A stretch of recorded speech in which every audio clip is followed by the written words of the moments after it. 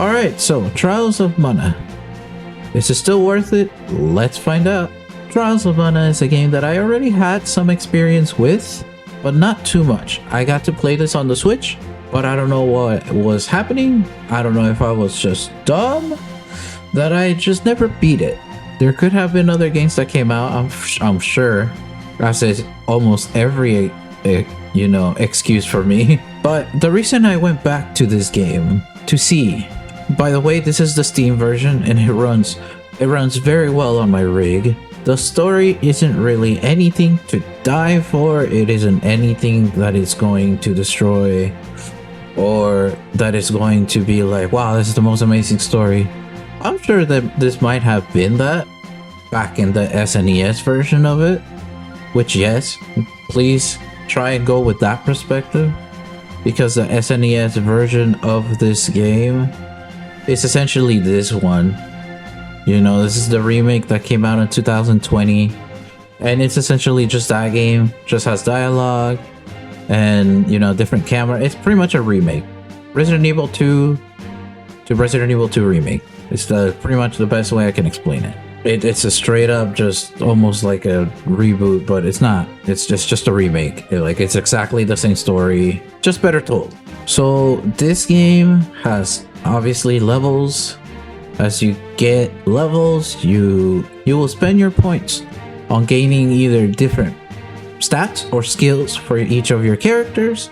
So there's a kind of, it's for you Souls players, this is kind of familiar, except you don't need shrine or a bonfire or anything to use those points. You can just do it right there and then. So this in that term, it is nice. I like that. The first time I thought it was kind of weird. I also thought that the game was kind of weird that you don't really do air combos. You can press your basic attack twice and then your heavy attack right after, but there's not much that leads into that, which is fine. It's a classic JRPG. Listen, it's a classic JRPG. This is not a Devil May Cry game, but I don't know how Visions of Mana is. I will talk about that game at a different time. Oh boy, do I have stuff to talk about that game.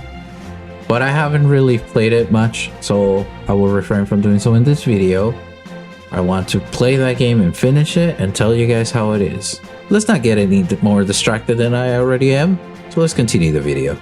This game has you playing as different protagonists. You actually choose your party right at the start of the game. You get to choose between a couple of characters, and once you go through the game, there's going to be a skill tree, right? Like I was saying with the acquisition of points, that's technically your skill tree. As the more you level that up, the more abilities you'll get.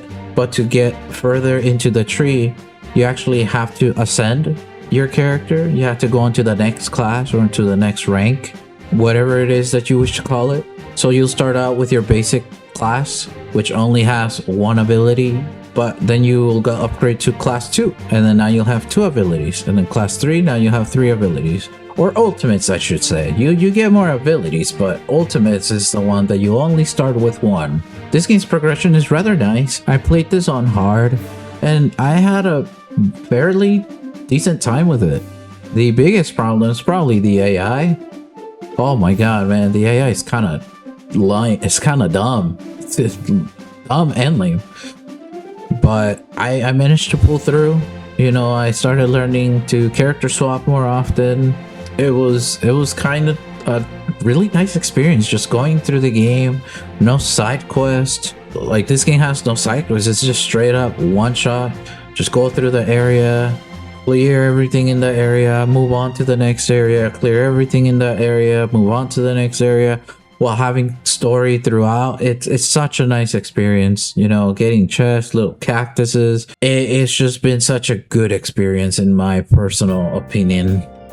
I had such a cool time with it. It was actually rather relaxing.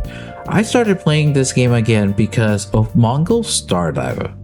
I wanted to see if what I've been spreading around is true, because Mongol Stardive feels kind of like Trials of Mana to me with the simplicity of the game, and I found it rather relaxing. So I wanted to see if I was correct about Trials of Mana because that's what my head was thinking about.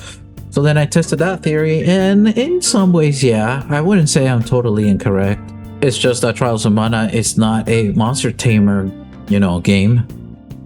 But other than that, yeah, I had fun with this game. You choose whatever you want in terms of what characters you want in your party right at the start, who you want your protagonist to be. You level up the classes. Different classes give you different abilities and skills and armor.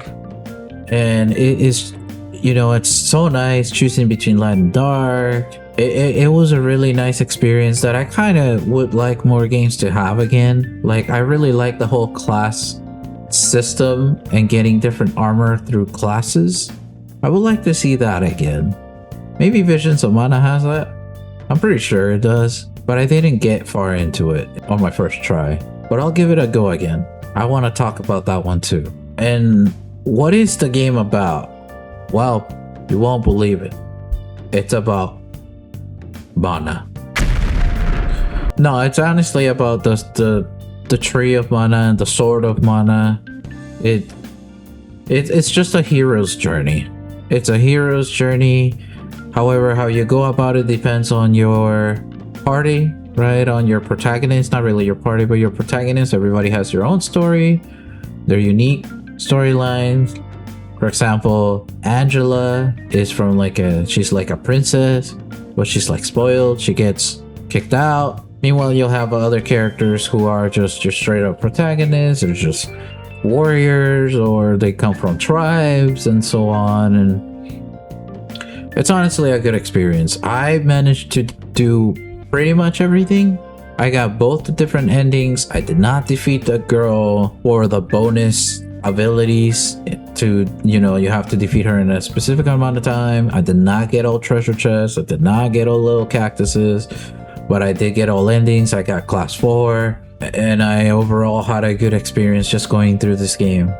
I actually think this game kind of became one of my favorite games as of recent memory. I don't think I played something this simple and yet fun. This game won't be for everybody. This game might actually come out a little boring to some, and that may be because of the start. Don't worry, game gets better. Give it a go. Continue playing the game and you'll be fine. I'm sure a lot of people have played this game already, so they'll let you know in the comments below. But this is definitely for gamers who like classic JRPGs, which, by the way, I did not get into JRPGs and turn-based games until way later in my life. So these games are not really classic for me, but I know what makes them classic, and I was still able to enjoy them because I know where they came from. I know their roots, so I was able to enjoy them, or enjoy this one in particular. The music is very classic too. Like, the music is so nice. It's going around. The areas are kind of nice too. I never really felt overwhelmed, besides maybe the last area. That's one thing I never really liked about JRPGs, how they treat the last area to be like a massive area.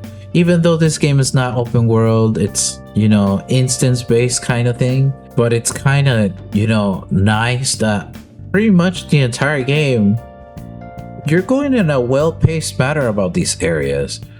In days where we live with bloated, content that you don't even want to do or experience in a specific game, it's just nice having a straight shot. Either way, I think that about wraps this up. Please let me know, have you played this game? I'm sure you do. It's been like 5 years since this game came out. I'm sure you have. But if you haven't, have you started it? Did you buy it on Steam sale like I did? Please, by all means, let me know what you think of this game. And thank you guys for being here. Thank you for watching. And I will see you guys in the next video. Happy holidays. Bye-bye.